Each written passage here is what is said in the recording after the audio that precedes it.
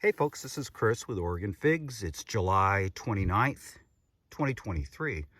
I'm out in my orchard sitting down, and I want to give you a little information about rejuvenation pruning. Sasha, I think, wants to be in this video.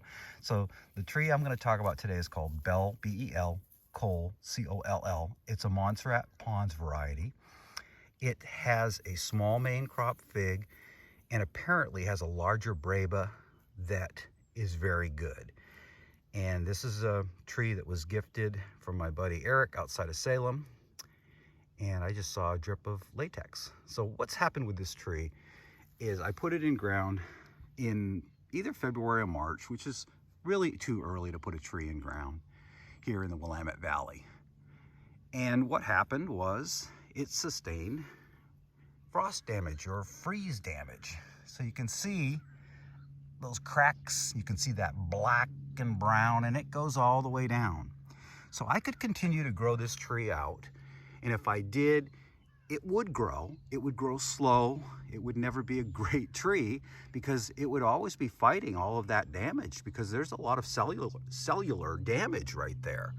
So instead of fighting with a tree that's been damaged, I see a sucker that is super healthy with absolutely no FMV on it coming out right near the base. I'm going to go ahead and I'm going to cut it right there, and I'll have a small tree. Now the problem here in Oregon with a small tree like that going in the ground is it could easily die back, which means I'd have to start over again next year, and it'd probably kick out a sucker, from the base and kill this off. So this has no lignification, so it's a gamble.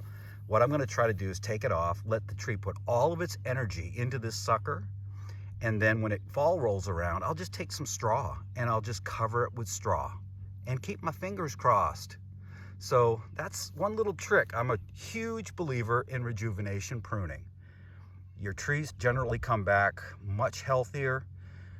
The FMV issues are gone, and it just makes for a really healthy tree.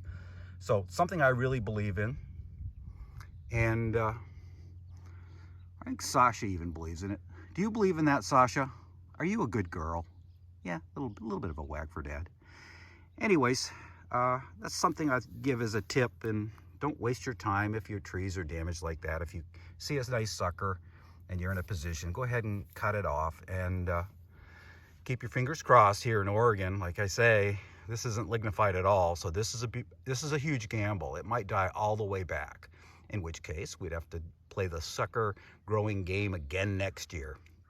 Hey, thanks for watching. I appreciate a like and also a subscription, and I'll keep the videos coming this year. I've got a lot of things I want to talk about and tips that I think would be helpful for people that especially are beginners. Okay, thank you.